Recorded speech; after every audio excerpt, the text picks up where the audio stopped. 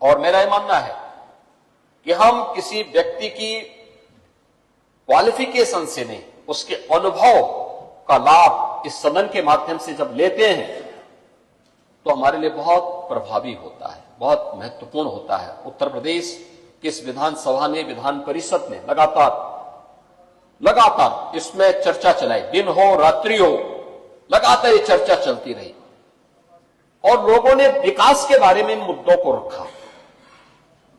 विकसित भारत के लक्ष्य को प्राप्त करने के लिए हमारी क्या जवाबदेही होनी चाहिए? ये केवल भारत सरकार का काम नहीं है, ये केवल प्रधानमंत्री जी का ही काम नहीं है।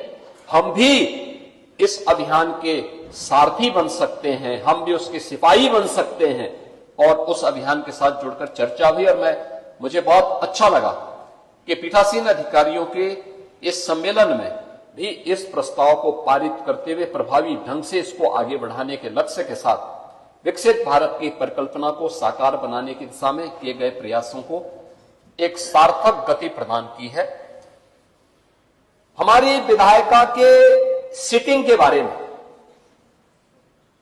देखिए, अब तो यूपी में तो कोई दिक्कत नहीं है, यहां हमारी सदन की कार्रवाई बहुत स्मूथली चलती है, बहुत अच्छे ढंग से चल रही है और जितने दिन चलते हैं इस बात के लिए प्रतिस्पर्धा होती है कितने दिन, यानी हमारे यहां दिन में लंच आवर नहीं होता है।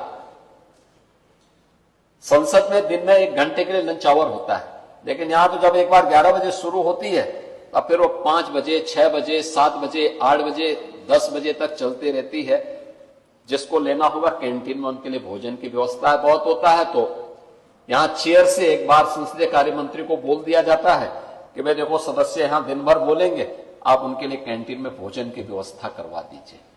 वे लोग जाते हैं, जिसको भोजन लेना होगा लेंगे, जिसको अपना टिफिन लेके आना हो तो अपना लेके भी आता है और लोग अपना दिन भर उस चर्चा का विषय उसको बनाते हैं और सीटिंग अच्छी होती है। लेकिन अच्छा हुआ प्रस्ताव यहां पे पारित हुआ है कि वर्ष में कम से कम 30 सीटिंग होनी ही चाहिए। यह भी एक बहुत अभिनंदनीय प्रयास है और इसका स्वागत किया गया क्योंकि यह एक प्रेरणा है।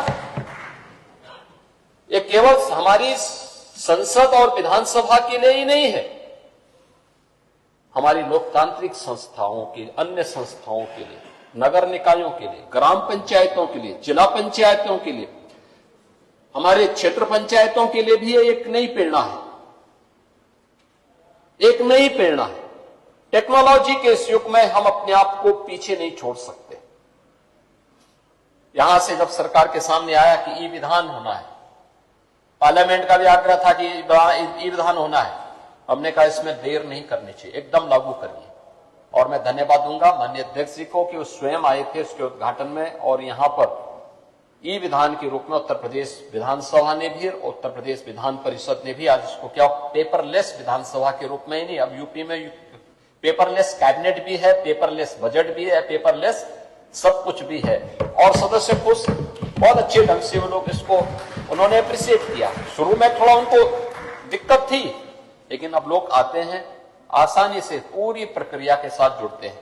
आप सोचो ना, कितनी हमने कागज की बचत की है, कितनी वनस्पतियों को हमने काटने से रोका है, प्रकृति का भी और पर्यावरण का भी संरक्षण किस रूप में किया है।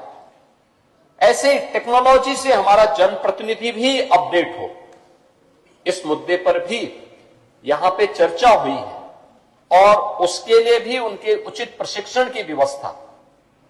ऐसे जो 6 महत्वपूर्ण प्रस्ताव हैं, ये अत्यंत महत्वपूर्ण है और मैं इसके लिए आप सभी यानी माननीय अध्यक्ष लोकसभा जी का, माननीय उपसभापति राज्यसभा का, आप सभी माननीय पीठासीन अधिकारियों का इस बात के लिए हृदय से अभिनंदन करूंगा कि यह एक नई प्रेरणा है और इस प्रकार की प्रेरणा समाज को आगे बढ़ने के लिए, हमारी हर उस लोकतांत्रिक संस्था को आगे बढ़ने के लिए एक नया प्रेरणा और प्रकाश होती है, जो भी जनता के द्वारा चुने गए जनप्रतिनिधि के रूप में विकास की एक धुरी बनते हैं। उस दिशा में एक नया प्रयास है।